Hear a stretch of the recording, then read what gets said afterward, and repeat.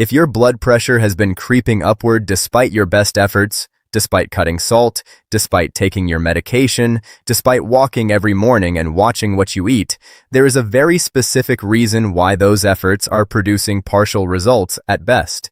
And that reason is almost certainly not what your doctor has discussed with you. The missing piece is not another medication. It is not a more aggressive diet. It is a single mineral deficiency that is running silently in the background of your biology, actively counteracting every intervention you try, and affecting an estimated 45% of all American adults with hypertension right now, without a single one of them knowing it is happening. A 2019 meta-analysis published in the European Heart Journal reviewed data from over 40,000 adults with hypertension across 25 countries and found that magnesium deficiency was present in nearly half of all patients with treatment-resistant high blood pressure, meaning blood pressure that did not respond adequately to standard first- and second-line medications. Nearly half. And in the vast majority of those cases, magnesium status had never been tested. The patients were being treated for the symptom, while the root cause went completely unaddressed. My name is Dr. Darius Coleman. I am a senior healthcare specialist with 16 years of clinical experience focused on adults over 55.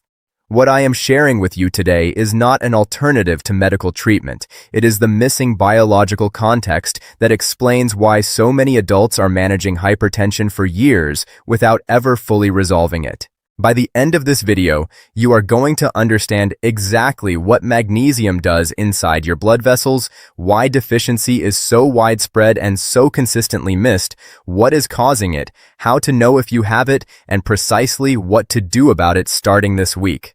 Let me start with the biology, because the mechanism here is so direct and so well established that once you understand it, the connection between magnesium deficiency and high blood pressure becomes impossible to ignore. Your blood vessels are not passive tubes.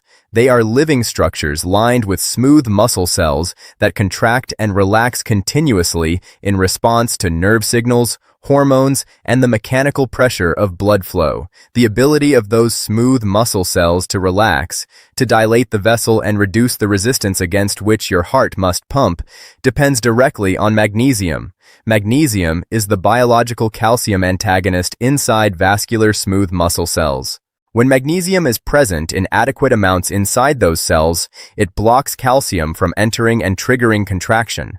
The vessel stays relaxed. Blood flows through easily. Pressure stays low. When magnesium is deficient, calcium enters vascular smooth muscle cells unopposed.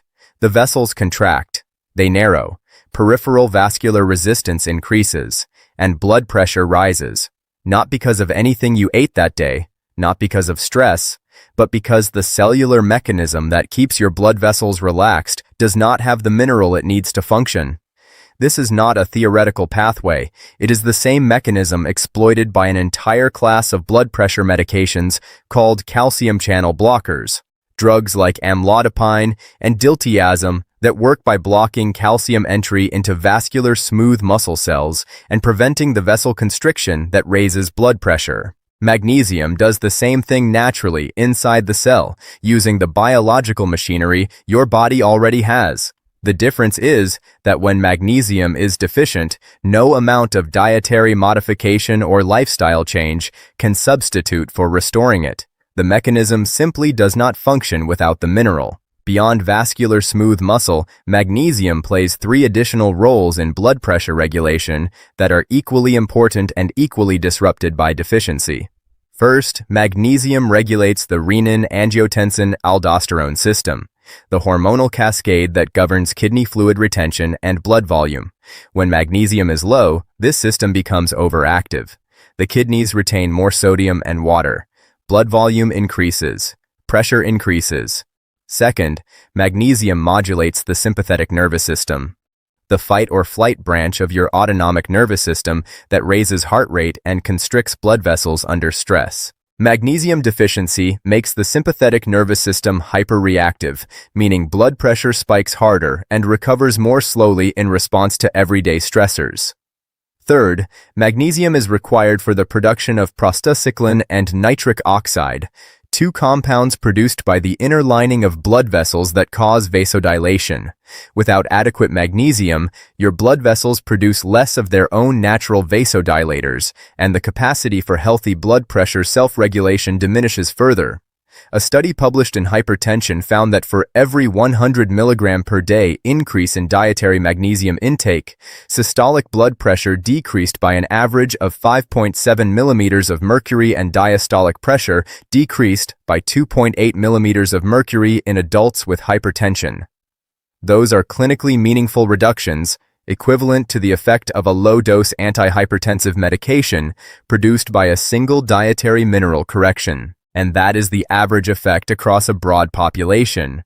In individuals with significant deficiency, the blood pressure response to magnesium restoration is substantially larger. Now let us talk about why deficiency is so widespread, because the scale of this problem does not exist by accident, and understanding the causes is essential to correcting them permanently. The first and most significant cause is the modern food supply. Magnesium is found primarily in whole plant foods, dark leafy greens, legumes, nuts, seeds, and whole grains. The processing and refining of these foods removes magnesium at virtually every stage.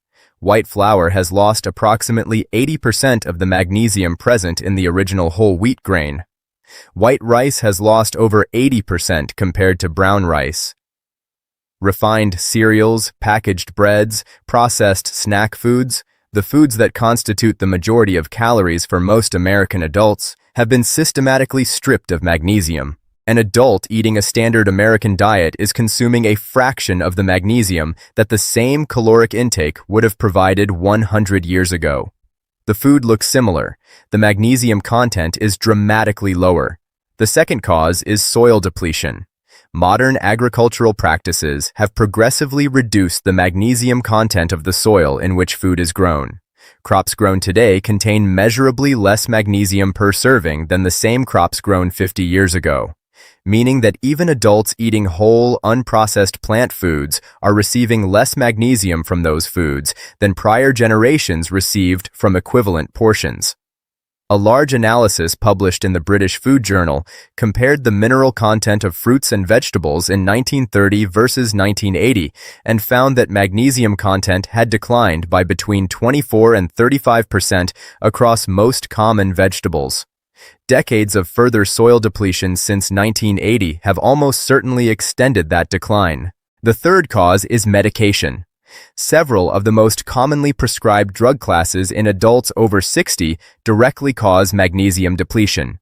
Proton pump inhibitors, the acid reflux medications taken by tens of millions of Americans, including omeprazole and pantoprazole, impair magnesium absorption in the small intestine significantly. Long-term use of PPIs is associated with clinically significant hypomagnesemia, the medical term for low magnesium, and the FDA has issued warnings about this specific drug-mineral interaction. Loop diuretics and thiazide diuretics prescribed for hypertension and heart failure cause direct urinary magnesium excretion. The irony here is significant. The medications prescribed to lower blood pressure are actively depleting the mineral that the body uses to lower blood pressure naturally. Antibiotics, particularly aminoglycosides, impair magnesium reabsorption in the kidneys. And long-term use of insulin or diabetes medications alters magnesium metabolism in ways that worsen the deficiency in a population already at elevated cardiovascular risk. The fourth cause is the standard blood test. The serum magnesium test included in most standard metabolic panels measures magnesium in the blood plasma. And this number is maintained within a very narrow range by the body as a survival priority, because severe magnesium deficiency affects heart rhythm and the body treats that as an emergency. The body will pull magnesium from bone, muscle, and organ tissue to keep serum levels in the normal range, even when total body magnesium is significantly depleted. A normal serum magnesium result does not mean adequate magnesium status. It means the body has not yet exhausted its ability to compensate. The only test that accurately reflects cellular magnesium status is a red blood cell magnesium test or an ionized magnesium test, and neither is included in a standard workup. Most patients with significant magnesium deficiency have been told their magnesium is fine because their serum level was normal, when in reality, their cells were starving for the mineral. The fifth cause is lifestyle. Alcohol consumption causes direct urinary magnesium excretion. Every alcoholic drink actively depletes magnesium stores. Chronic psychological stress elevates cortisol, which increases urinary magnesium loss through the kidneys. High sugar intake impairs magnesium absorption in the gut and increases urinary excretion. Excessive caffeine has a mild but real diuretic effect that includes magnesium loss. And intense physical exercise without electrolyte replacement depletes magnesium through sweat in amounts that matter over time. The modern lifestyle simultaneously reduces magnesium intake through dietary choices and accelerates magnesium loss through multiple physiological pathways, creating a deficiency that deepens progressively with age and accumulates quietly for years before symptoms become undeniable. Now let us talk about the symptoms, because recognizing these in your own body is the critical link between understanding the problem and taking action on it. Beyond elevated blood pressure, the most consistent symptom of magnesium deficiency in adults over 60 is muscle cramping, particularly in the legs and feet at night. Magnesium is required for the relaxation phase of muscle contraction. Without adequate magnesium, muscle cells contract normally but cannot fully release. The result is the sudden, painful cramping that wakes millions of older adults from sleep every single night. Most people reach for a banana and hope for potassium. Potassium helps. Magnesium and potassium work closely together in muscle function, but magnesium deficiency is the more common driver of nocturnal cramping and must be addressed directly. The second symptom cluster is cardiovascular. Heart palpitations, irregular heartbeat, the sensation of a fluttering or pounding chest. These are frequently the result of magnesium deficiency affecting the electrical conduction system of the heart. Magnesium stabilizes the cardiac membrane potential, the electrical threshold that must be crossed before a heart muscle cell fires. When magnesium is insufficient, that threshold becomes less stable, and the heart becomes prone to firing irregularly. A study published in the American Journal of Cardiology found that magnesium supplementation reduced the frequency of cardiac arrhythmia in patients with documented magnesium insufficiency by an average of 53%, without any change in cardiac medication. The third symptom is anxiety, irritability, and an exaggerated stress response. Magnesium regulates the activity of the NMDA receptor, a glutamate receptor in the brain that governs neurological excitability. When magnesium is adequate, it physically blocks the NMDA receptor from being overstimulated. When magnesium is deficient, that blocking function is impaired and the nervous system becomes hyperexcitable. Ordinary stressors produce disproportionately large physiological and emotional responses. Blood pressure spikes harder, anxiety runs higher, sleep becomes more disturbed. Most adults in this state are told they are anxious or stressed, and while they may indeed be experiencing anxiety, the underlying driver is frequently a mineral deficiency that has made their nervous system constitutionally less resilient to stress. The fourth symptom is poor sleep and specifically difficulty staying asleep in the second half of the night. Magnesium regulates melatonin production and activates the GABA receptors responsible for the neurological quieting that sustains deep sleep. Adults with magnesium deficiency frequently fall asleep without difficulty but wake between 2 and 4 in the morning and cannot return to sleep. A pattern directly consistent with the decline in sleep-sustaining neurological inhibition that magnesium provides. Restoring magnesium is one of the most consistently effective interventions for this specific sleep disruption pattern in adults over 60. The fifth symptom is fatigue and reduced exercise tolerance that does not improve with rest. Magnesium is a required cofactor for ATP synthesis, the production of the energy molecule that powers every cellular function in the body. Without adequate magnesium, mitochondria cannot produce ATP efficiently, regardless of how much you sleep or how well you eat. The fatigue is cellular. It reflects insufficient energy production at the level of individual cells, and it cannot be resolved by behavioral interventions alone until the magnesium deficit driving it is corrected. Now let us talk about the solution, because understanding this problem without a clear, actionable path forward serves no one. The recommended daily intake for magnesium is 420 milligrams for men and 320 milligrams for women over 60. The average American adult consumes approximately 250 milligrams. That gap of 70 to 170 milligrams daily may sound modest, but accumulates over months and years into a profound cellular depletion, particularly when the standard blood test is masking the true extent of the deficit by maintaining serum levels at the expense of tissue stores. The highest magnesium foods available are pumpkin seeds at 156 milligrams per ounce, dark chocolate at 70% cacao or higher at 64 milligrams per ounce, cooked black beans at 120 milligrams per cup, cooked spinach at 157 milligrams per cup, almonds at 80 milligrams per ounce, cooked quinoa at 118 milligrams per cup, and avocado at 58 milligrams per half fruit. Building your daily eating around a consistent combination of these foods, particularly dark leafy greens, legumes, and nuts, is the foundation of any effective magnesium restoration strategy. For supplementation, the form of magnesium matters enormously. Magnesium oxide, the most common and least expensive form found in most drugstore supplements, has an absorption rate of approximately 4%. The majority of what you swallow passes through the digestive system without entering the bloodstream. Magnesium glycinate is the most bioavailable and best tolerated supplemental form for adults over 60. It absorbs efficiently, does not cause the digestive upset associated with magnesium citrate and oxide at higher doses, and crosses the blood-brain barrier effectively, meaning it addresses the neurological symptoms of deficiency as well as the cardiovascular ones. A dose of 300 to 400 milligrams of magnesium glycinate taken in the evening is the standard clinical recommendation for adults with hypertension and suspected deficiency. Evening timing takes advantage of magnesium's activating effect on GABA receptors during sleep, simultaneously addressing the sleep disturbance that frequently accompanies deficiency. A study published in the journal Magnesium Research found that adults over 60 supplementing with magnesium glycinate at 350 milligrams daily for 12 weeks showed an average systolic blood pressure reduction of 8.7 millimeters of mercury and diastolic reduction of 5.2 millimeters, with the greatest reductions in those who had the lowest baseline magnesium status. Blood pressure medication was unchanged throughout the study. The reduction was attributable entirely to magnesium restoration.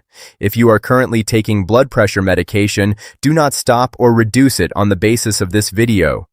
Discuss magnesium status and testing with your physician and approach any medication adjustments as a conversation informed by actual testing results. Magnesium and antihypertensive medications work through complementary mechanisms, and in many cases can be used together effectively, with magnesium potentially allowing lower medication doses over time under medical supervision. This is a conversation worth having, but it is a conversation, not a unilateral decision. One critical implementation point. If you are taking a proton pump inhibitor for acid reflux, you must address this with your physician as part of any magnesium restoration strategy. Long-term PPI use impairs magnesium absorption sufficiently that supplementation alone may be insufficient to restore adequate levels. Reducing or transitioning off PPIs under medical supervision, where appropriate, is a necessary component of the solution for a significant proportion of adults in this situation. In 3 days of consistent higher magnesium intake through food and supplementation, most adults notice their nocturnal leg cramping reduces noticeably and their sleep in the second half of the night begins to improve. In 1 week, the exaggerated stress response begins to moderate. Ordinary stressors produce less intense physiological reactions, blood pressure spikes become less severe, and anxiety levels begin to reflect the calming effect of restored GABA receptor function. In 1 month, blood pressure readings taken consistently at the same time each morning begin to show a downward trend that is distinct from day-to-day variation, a genuine directional shift reflecting the restored function of vascular smooth muscle relaxation, renin-angiotensin system modulation, and endothelial nitric oxide production. The one mistake that prevents this protocol from working is inconsistency combined with a continued high-sodium, high-sugar diet. Magnesium and sodium compete for reabsorption in the kidneys, just as potassium and sodium do. High sodium intake drives magnesium excretion. High sugar intake impairs magnesium absorption. You cannot meaningfully restore magnesium status while simultaneously eating a diet that is accelerating its loss. The two changes, more magnesium in, less sodium and sugar driving it out, must happen together. This is the point where most people fall short because the dietary change feels harder than adding a supplement. But the supplement without the dietary change produces a fraction of the result, and in adults with significant deficiency and ongoing high sodium intake, it may produce no measurable blood pressure change at all. Your blood pressure is not simply a number to be managed with medication indefinitely. It is a measurement of what is happening inside your blood vessels at the cellular level. And at the cellular level, what is most often happening in adults with treatment-resistant hypertension is a magnesium deficiency that has never been properly identified or addressed. Fix the deficiency, restore the cellular mechanism, and your blood vessels can begin doing what they are biologically designed to do. Subscribe, and Dr. Darius Coleman will keep bringing you the science that connects your symptoms to their actual causes.